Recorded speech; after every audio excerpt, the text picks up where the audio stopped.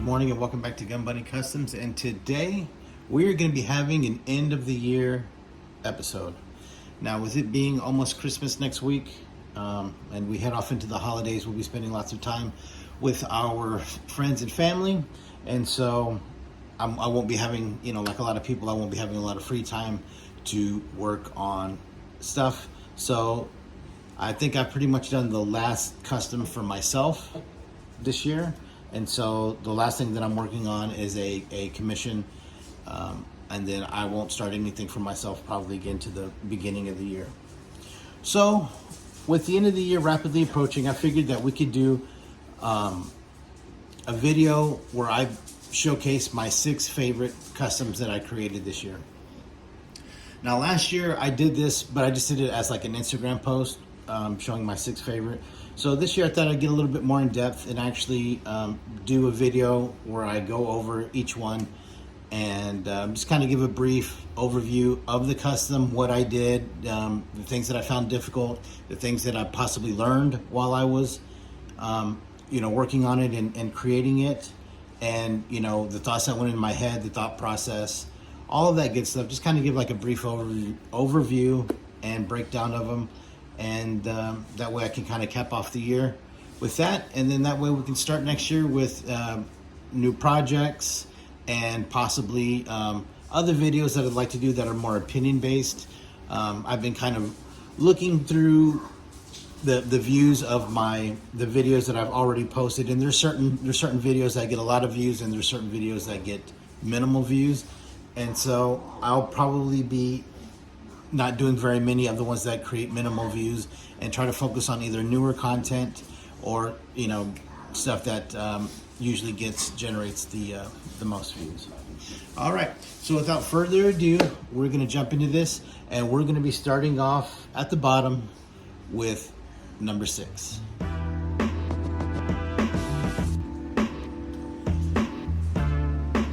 Okay, coming in at number 6 is my JT Marsh from Exo Squad custom figure. Now, Exo Squad was a favorite of mine I wasn't a child, I was a teenager, because that came out in I think 93, so I was like 15. But I immediately fell in love with not only the cartoon but the toy line from Playmates, and it was an awesome line with E-frames and all kinds of cool storylines with the Neo Sapiens, versus the humans, along with the pirates and the resistance and all kinds of stuff like that. So it was a very interesting cartoon, to say the least. And I'm really sad that it didn't last longer than it did. And I was able to collect the majority of the toys as a teenager, and I still have most of them. So with him, I wanted to make, see if it was possible to make, and obviously it is a 6-inch version of the Exo Squad figures, and wanting to actually do the whole line, at least all of Able Squad, and to try to make E-frames and stuff like that. So I'm still trying to figure out how to do an E-frame. But with him, I started off with it was the movie Wave Snake Eyes.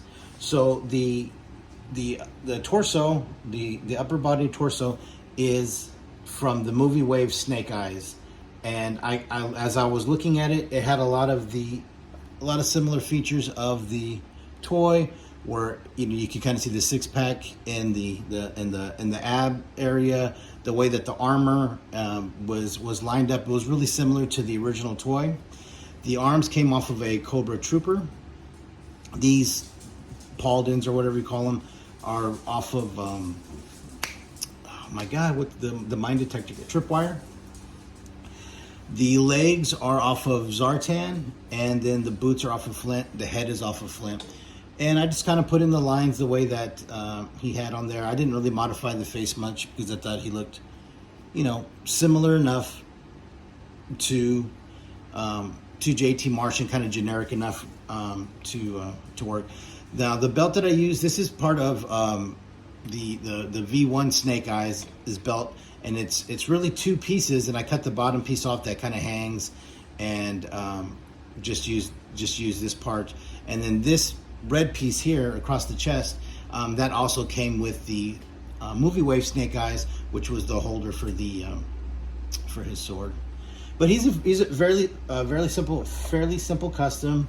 He was fun and easy to do, and like I said, hopefully I would like to not only make his E-frame but make other members of Able Squad, and maybe even a Neo Sapien if I can find the right body parts, because they were significantly larger in the cartoon than humans, but obviously in the toy line they're the same size. But I would like to make them larger. All right, so that's it for number 6. Now let's jump to number 5.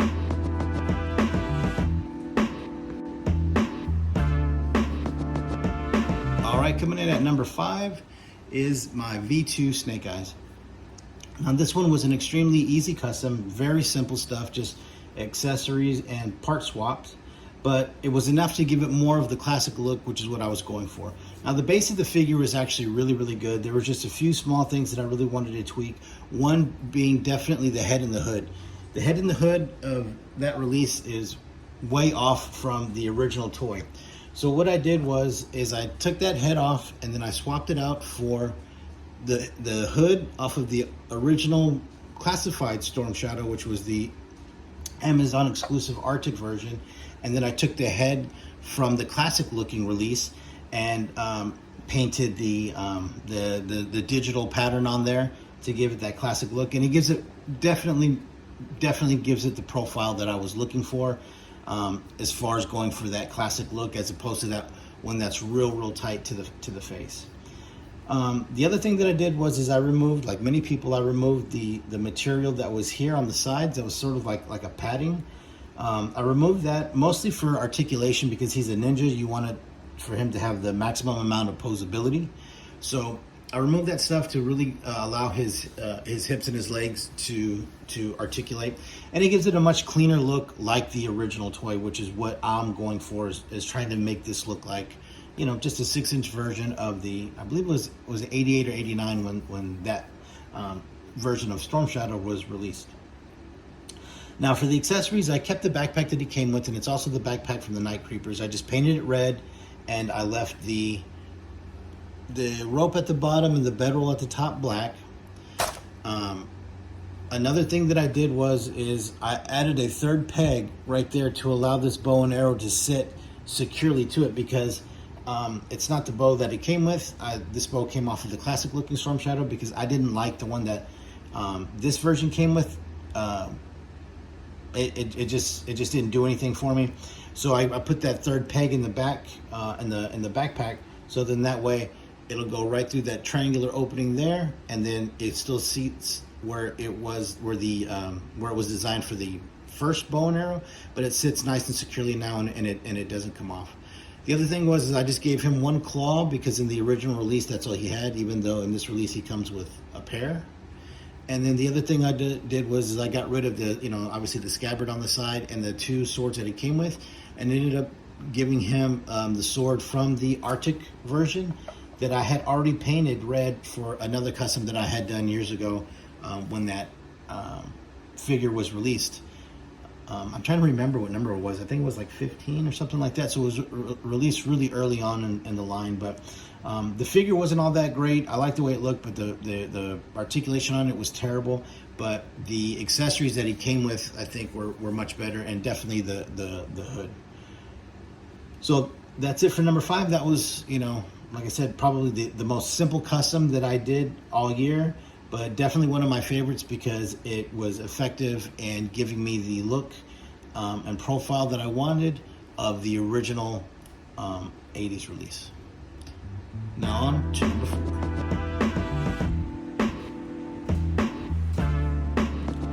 Okay, coming in at number 4 is actually 4 of them. So the Vamp and Stinger were without a doubt one of my favorite releases over the last year, and definitely one of my favorite to customize. So I couldn't really pick out of the 4 that I did, from extremely mild to pretty wild. They were all equally enjoyable to work with in their own ways. These 2 obviously being just really simple part swaps, but just in doing that gave it enough differentiation to really add to the variety and the variants that you could create, and just show how how much this vehicle could be utilized for customs in the simplest or the craziest kind of way. So I'll start over here with this one. This one was a Stinger that I swapped out the missiles on the back for the twin 50 cals off of the Vamp, and then added the MMS. And it's just a simple custom to recreate the original release. It was a Sears Canada exclusive. It was the Cobra MSV combat set, something like that. And basically what it was a black Vamp with a black MMS, right? And it was released before the Stinger was released in 84, so it came out 82, 83, only up in Canada Sears exclusive, so it wasn't anything that was real known in the States. But like I said, it was just a simple part swap to give me that sort of variant. And like I said, it's just, as you can see, it's just a plain Stinger with the roof and doors removed, and the twin 50 cal swapped out where the missiles go. Now with this one, with this Vamp, this one was the last one that I did, and it was really simple. I took the roof off of that one, painted it black instead of this gray color to match the black kind of secondary color of the vehicle, and I swapped out the 50 cal, and I added this piece. Now this piece was created by King Grimlock on Instagram and Pixie's Design on Etsy. And what it was after I had done the Dragonfly Haslab Tigerfly custom, I used the circular sort of can rocket launchers that came in. This was the sort of the alternate rocket launcher, and so it was just sitting in the parts bin. So I thought, man, it'd be cool, since they're already that OD green, if we could come up with some way of creating a turret that would accept the connecting point of this and make it its own kind of rocket launch system on the back of the Vamp. So I hit up King Grimlock and I told him my idea, and asked him if he could create something that would accommodate that, and he did, and I think it looks great. I mean, he printed it out in the black and the green that match perfectly with the Vamp and match perfectly with the little rocket pods off of the Dragonfly.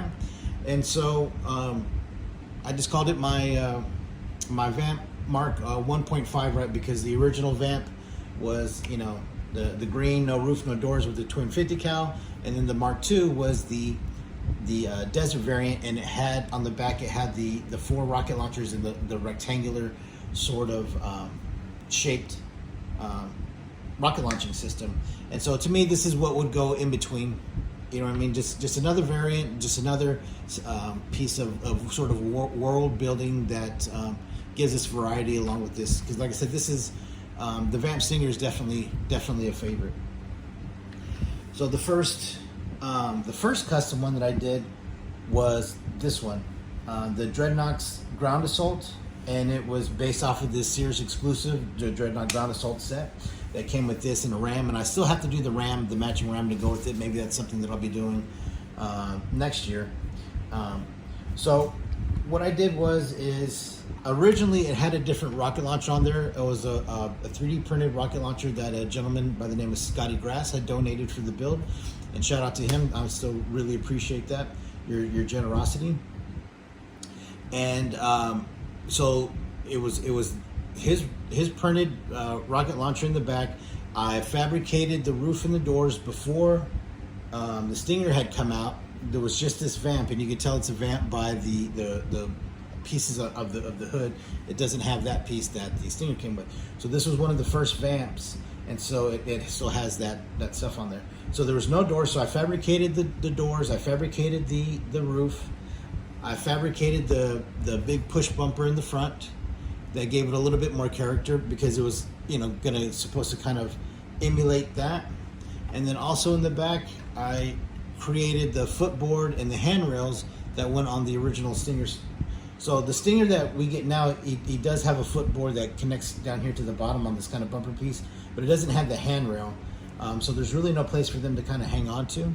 So I created that handrail using the same entry point of that piece on here. That U-shaped piece that snaps in, whether it's the gas can holders or just the sort of space holder that comes on the back of the Stinger. Another thing that I did, let's see if I can get this in here, get this up, was on the inside I created, see if I can get it in there if you can see it. You see those two shotguns? I created weapon storage to put 2 shotguns up there, and then I switched out the where the fire extinguisher went, and just made it a weapons holder to hold Zorana's rifle because she was the driver for it. For the paint, I did get a little bit crazy. I used the same colors that both the ground assault set and the air assault set had, so I threw in the maroon to give it a third color. I painted the Python Patrol. If you can see the Python Patrol diamond pattern, kind of ghosted it in there.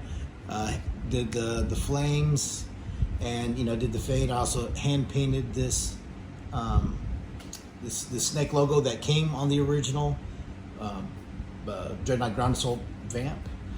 These decals I printed off using vinyl decal paper in a inkjet printer, and that it was good enough to me. It kind of gave me the vintage look of peeling a decal off and putting it on there, and I like the way that it came out.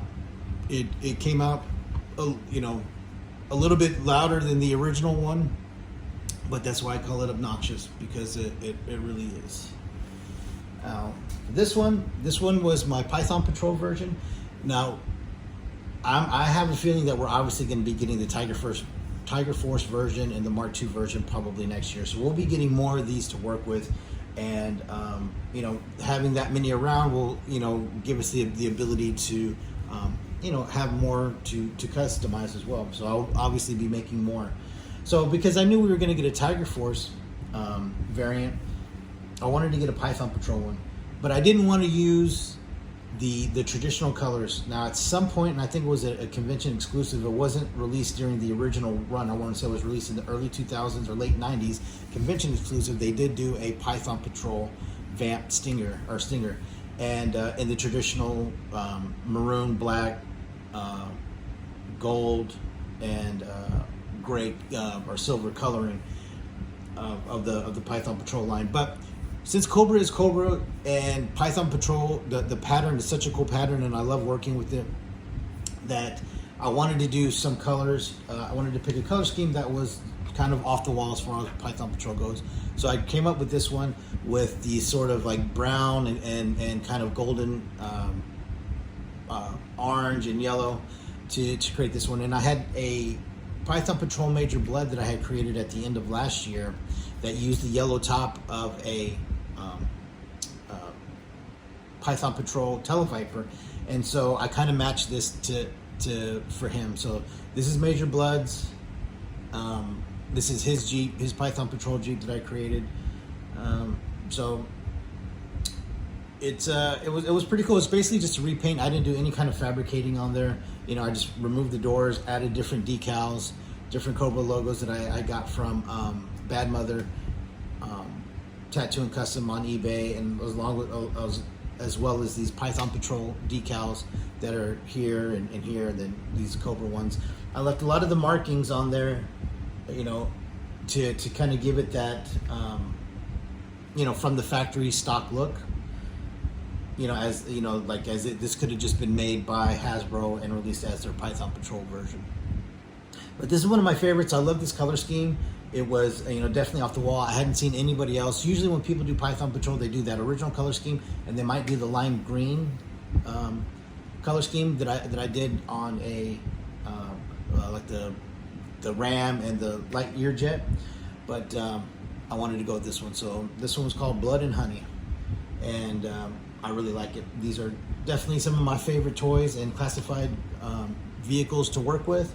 They are really really unique in their ability to be this customizable, to have this much variations, this many variants, and this big of variety. All right, so that's it for number 4. Now we're gonna move on to number 3.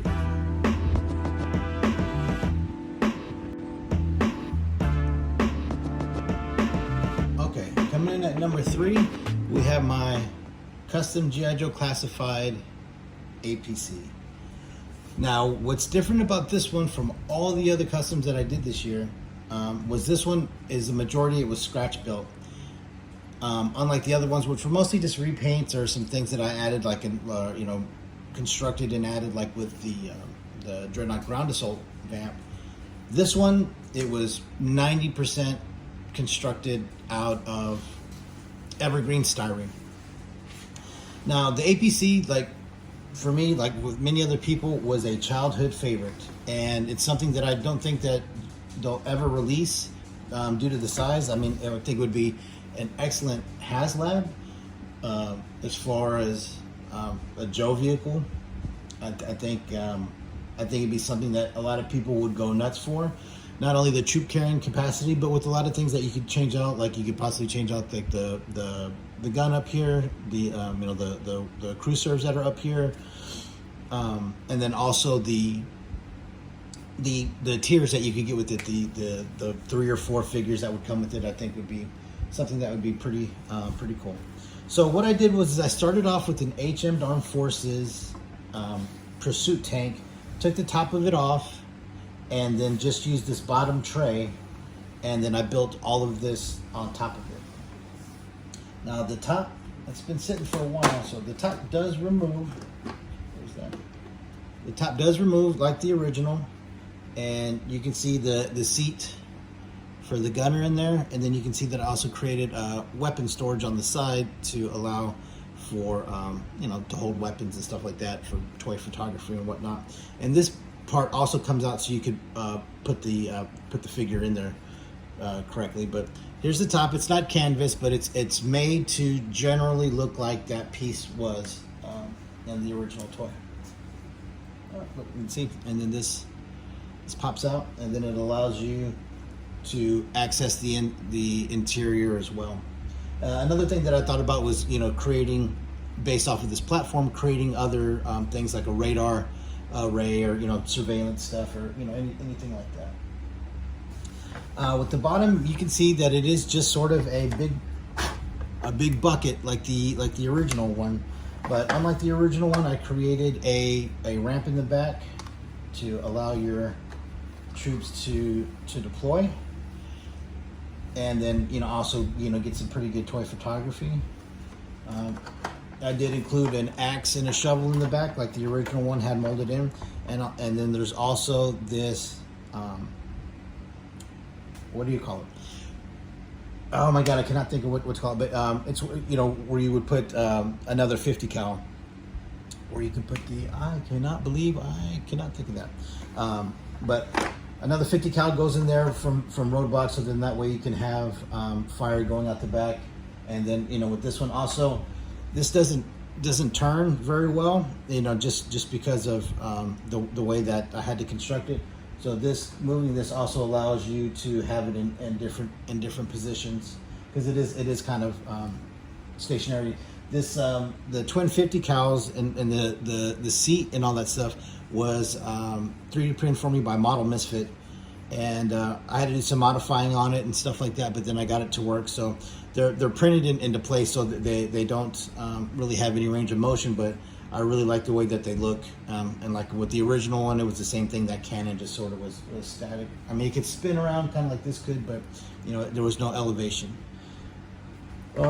Also, because of the way that the toy was, the original toy, the HM Forces piece that I had to use, the way that it was constructed, I had to figure out a way to get things to work. And so I ended up kind of creating this cab area, which didn't come, with the original was not shaped like that. This cover went all the way to the front here, and then just kind of locked into this front piece.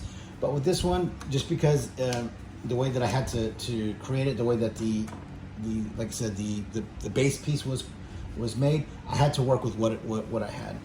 So I still created a complete interior. It's kind of hard to tell, but I created a complete interior with seats that came out of the Buzz Lightyear plasma drills.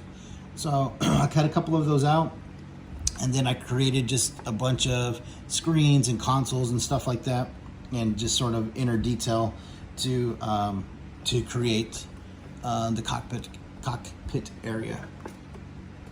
And then I just try to make it look as, you know, as close as I could to the original. The decals were custom made for me by Bad Mother Tattoo and Custom. He blew up the original sheet, and then he put it in the colorway that I wanted to go with the classified look, where everything was sort of black and grayscale. It wasn't the red, white, and blue like the original. One thing that I do kind of regret was using this light color. Originally, I thought I was gonna like it because I liked the color, and it kind of gave me the feel of, since this is an amphibious assault, that green kind of fading out and getting washed, you know, over the years of service, and kind of getting it a more faded green. But when it's next to the Vamp, the Ram, and the Dragonfly, it kind of sticks out a little bit. But since I already have the decals on there, I can't really repaint it or anything like that. So that's going to be it for number 3. Like I said, this one is number 3 because of the amount of extensive construction that I had to do, and creating the interior and all of this, keeping it sturdy, keeping it at the right angles and all that kind of stuff was definitely a difficult task. There's some custom, you know, toy fabricators out there like Toy Gigante, who do amazing work that far surpasses mine. And you know, when I work on creating customs like this, and also like the water moccasin that I did last year, that was mostly, you know, fabricated off of the top of that Fortnite toy. When you're dealing with that kind of stuff, and you figure out how difficult it is to get things to hold together in the right way and to look the right way, and then you look at the stuff that Carlos from Toy Gigante does, and he does it so effortlessly and so flawlessly, and it really makes you appreciate that guy's skills, because it's definitely difficult to fabricate with that kind of stuff. All right, so that's it for number 3, and we're gonna move on to number 2.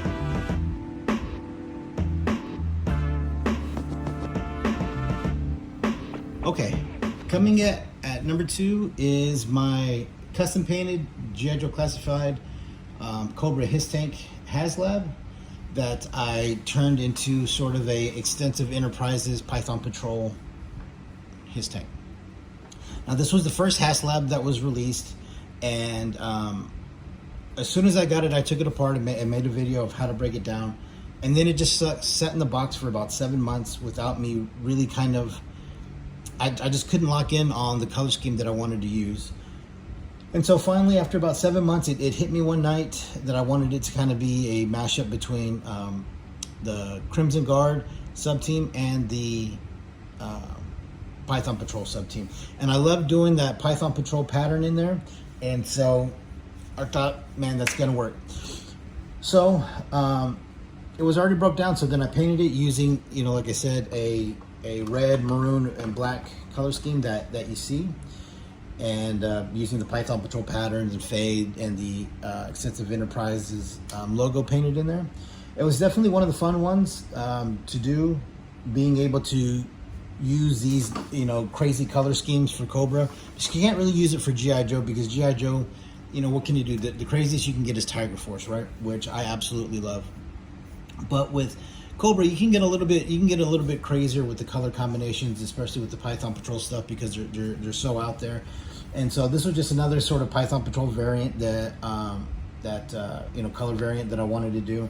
What was unique about this one from the other ones I always tried to make the diamond pattern as, you know, as even and symmetrical as possible.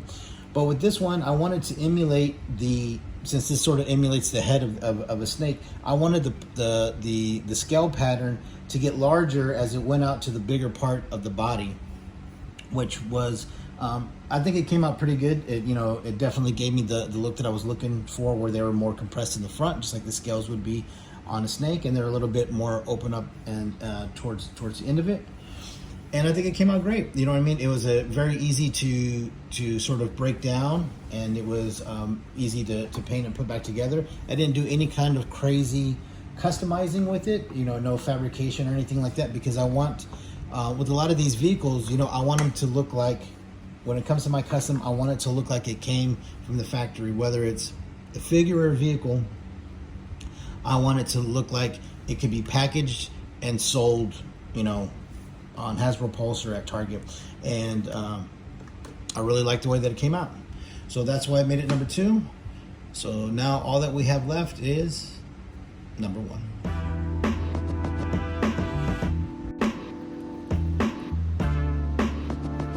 And of course, coming in at number 1 is my G.I. Joe Classified Tiger Force Tigerfly Haslab Custom.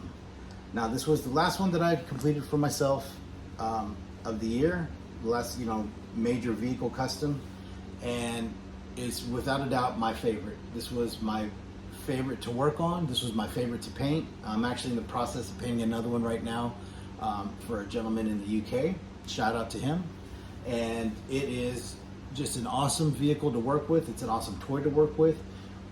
And it definitely has the visual look and kick and size of I don't even know how to explain how cool this toy is. The original Dragonfly release, and being able to paint it like this was definitely something that I really enjoyed doing.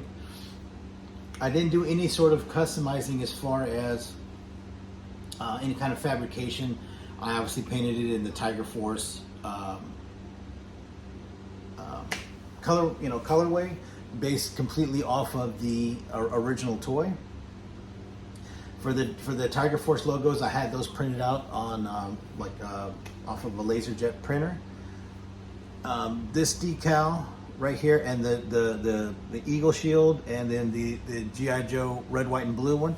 Those came off of a decal sheet that I got from Bad Mother Tattoo and Custom. So shout out to him once again. His stuff is on pretty much all of my customs if they got decals on them. The mouth and the eye I hand painted based off of the pictures of the original, and then of course I painted the base to match. And the Dragonfly logo here on top came with the Haslab along with the chips and salsa that I put on the rocket cans on the side. And that is it. I mean, it was without a doubt, I think, my most recognizable custom at this point. It was without a doubt the one that received the most likes and comments and all that kind of stuff. And it really is. It really is my favorite custom of the year. It's my favorite custom that I think I've ever done as far as vehicles goes. And it has a lot to do with the size of it, being able to shoot, all those fades into that Tiger Force color scheme. For whatever reason, in the last few years, Tiger Force has really grown on me. It's the one. Tiger Force and Python Patrol are the two sub teams that you can get the most, at least in my opinion, the most visually creative with. Now, if you look at their vehicles, they started getting crazy colors towards the end. You know what I mean? When when it was in the '90s and it was Eco Warriors and all that kind of stuff, and you got a lot of the fluorescent colored stuff. But to me, the original G.I. Joe run, like 82 to 85, to me, those vehicles are the most, without a doubt, iconic to me. I know after that you get the Terradrome, you get the Night Raven, Tomahawk, Defiant, all that kind of stuff. But the original core stuff, like the Hiss Tanks, the Vamps, the Stingers, the Asps, the Fang, the APC, the Mobat, all that kind of stuff that was in the original few years. To me, those are without a doubt the most iconic ones to me. And out of that, you can only really get blue and black for Cobra, and green or desert tan for G.I. Joe. So Python Patrol and Tiger Force allow me to dip into color fields and color schemes and theories that you don't really get to with the sort of average mainline release. Now the other sub teams like the Slaughter's Marauders, Night Force and stuff like that, they do have very cool vehicles, and I have yet to make a Slaughter's Marauder vehicle, but I definitely want to make one. I don't know which one that in particular yet, but I definitely do want to make one to kind of keep pumping out colorful kind of subline stuff. But definitely Tiger Force is my favorite now. Tiger Force and Python Patrol are my favorites, and so I'm just gonna keep kind of rocking those out, man. I really like. It's really enjoyable to create. It's really enjoyable to shoot those colors, use those colors, and work inside of those color fields. Next year, I want to start working on Tiger Force stuff that isn't in traditional colors. And if you look on, as they created more and more Tiger Force as the line went on later in years, away from the original releases of '88 and '89, I believe, they got different. They started using different colors. Like if you look at like the Tiger Force tonal red and stuff like that, where they use red and blue. And so I want to kind of dive off into using different color schemes, but still in the Tiger Force pattern, kind of like what I have done with Python Patrol at this point. So be on the lookout for that. All right, so that's going to be it for today's episode. I know it got a little bit long, but I got a lot to say about these six customs that I made and how enjoyable they were, whether they were small and simple figures like the V2 Snake Eyes, or doing custom Haslab like the Hiss and the Dragonfly, or fabricating a complete vehicle like the APC. It's all enjoyable to me across the spectrum, and we'll see what next year holds. But I got a lot of ideas and stuff that I would like to complete that I started this year, and new things that I want to try.